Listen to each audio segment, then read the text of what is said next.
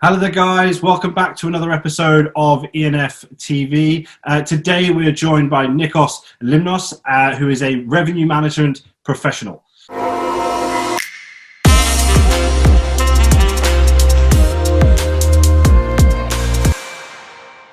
Hello there, Nikos. Thanks very much for joining us today. Hello, Tom. Thank you for this opportunity. I'm very happy to be part of this platform.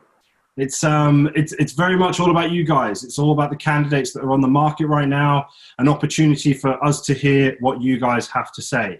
So I suppose first thing to say, or first thing to ask, I suppose, is give us a bit of information about you, your background, who you are, how you discovered, of course, revenue management, obviously my bias there, but also what your last sort of job was. Yeah, of course. Well, in order to do so, I will have to take you a few years back. My hospitality journey started from a very young age. You see, I come from a Greek island called Rhodes, where hospitality is the beating heart of the economy. So I grew up visiting, working, and sometimes staying in hotels since my very early working days. Right. I always felt very happy being around guests enjoying their holidays. But I never really knew that I would one day start a career in the industry. So I started my academic journey with a bachelor's in economics. I was fortunate enough to have studied both in the University of Economics and Business in Athens and the University of Amsterdam, which is the country of my mother.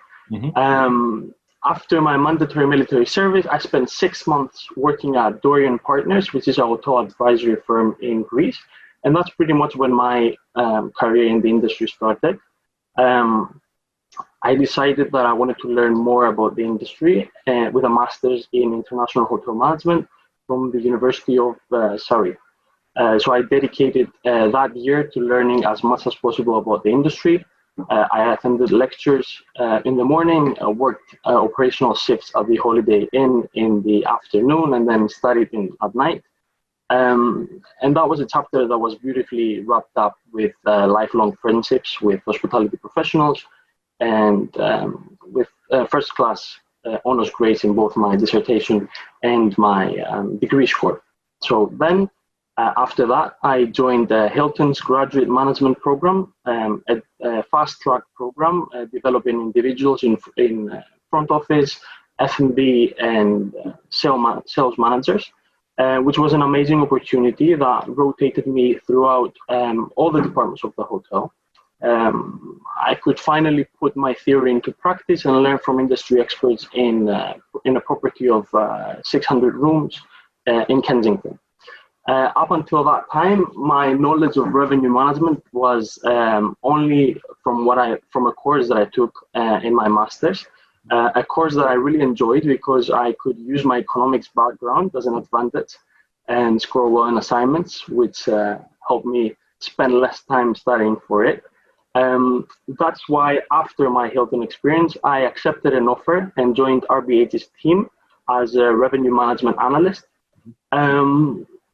During my tenure at the firm, I learned a lot about revenue management and the importance of forecasting, budgeting, data accuracy, many systems. So being in a franchise management company, I had to learn how to use these systems, RMSs, PMSs, different channel manager systems, as their portfolio comprised of a big spectrum of branded and unbranded hotels. Yeah, so that's pretty much it. Fantastic, fantastic. I mean, we've obviously been in contact for a long time now. And of course, we're in contact pretty much every single week, talking about different things that you've been up to, different courses you've been doing, and obviously, having a general discussion on how the market's doing. I suppose as a candidate in the market right now, what's your experience been like trying to find a job in terms of sort of your dealings with companies out there with regards to job boards that you've been using, but also agencies, I suppose? Yeah, very challenging and exhausting to say the least. It has been a period full of ups and downs. Yeah. And I'll explain what I mean with an example. When my role was made redundant back in April, I was relieved because I had 2 interviews lined up relatively quickly. That was the first time I felt things would be okay, only to realize later on that they wouldn't.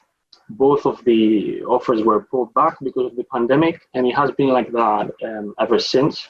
So there are weeks where you feel like there's a light at the end of the tunnel, and that the industry is finally picking up.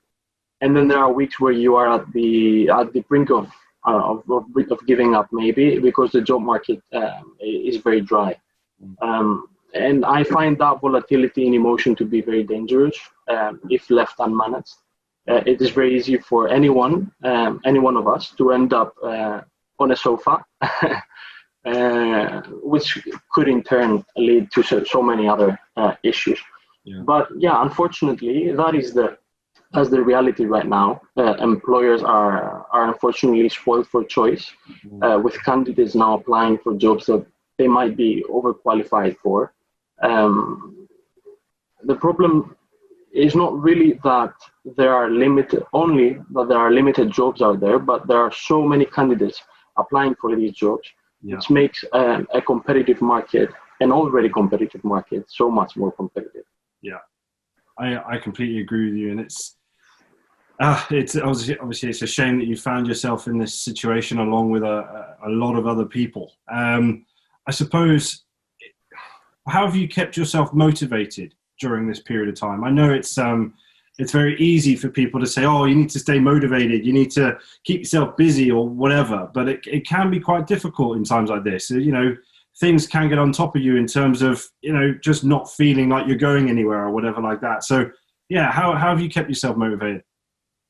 Yeah, well, thankfully, not everything is gloom and doom. I was very fortunate to have realized early on that there are things that can be managed for free in this world, like our attitude and our smile.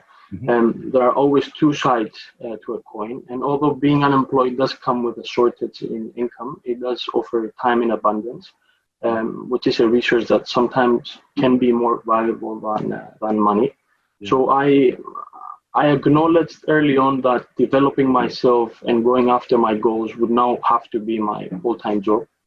I thought to myself that if others are fortunate enough to have a job where they spend 8 hours a day I cannot remain idle and wait for things to change. So I built my own personal development schedule of things that I'd like to invest time in. I've dedicated most of my time to developing myself, both as a professional but also personally.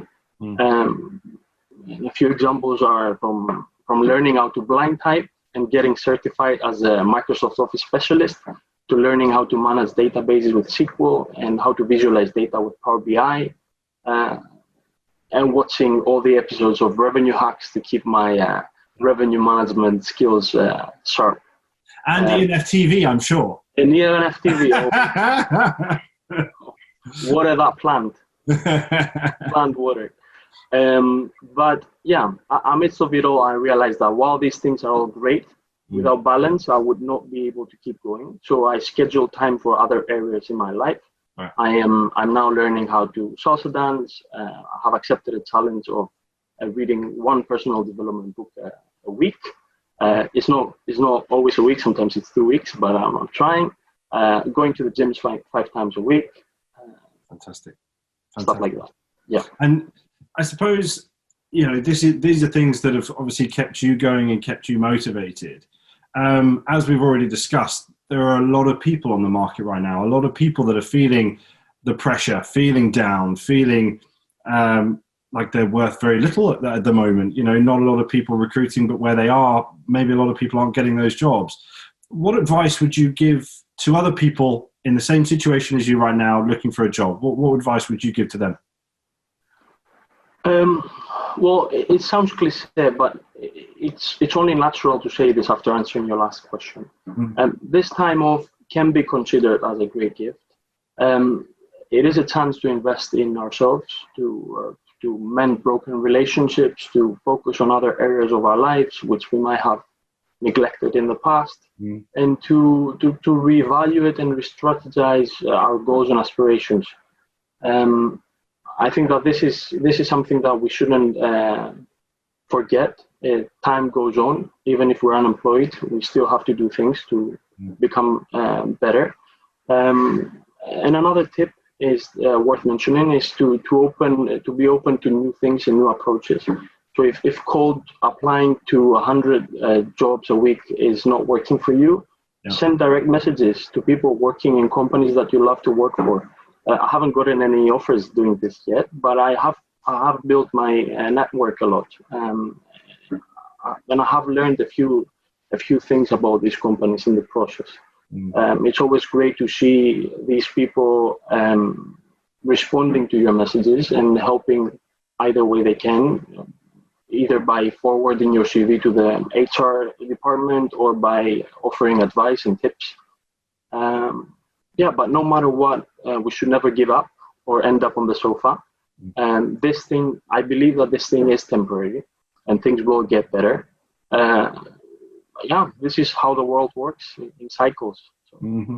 No, I couldn't agree with you more. And as I say, this platform is all about you, the candidates, being able to have a voice during this pandemic. I think we hear a lot from agencies like myself, our opinion of what we're seeing on the market, but also from large brands, medium and small hospitality groups as well, giving us their insight. But I think one of the biggest things that we've been missing is actually the people on the ground who are feeling it the most, like yourself. So I want to say thank you so much for your time today, for being so open and honest. And I hope that there are people that will pick this up. And if there are any employers out there that do see this video and think Nikoss could be a great addition to the team, please do contact him directly. He's on LinkedIn, and please do get in touch. Thank you so much, Nikoss. Thank you, Tom. Thank you so much. It was a great pleasure. Guys, thank you so much for tuning in. Please don't forget to subscribe to our YouTube channel and take a look who's on next week's episode now.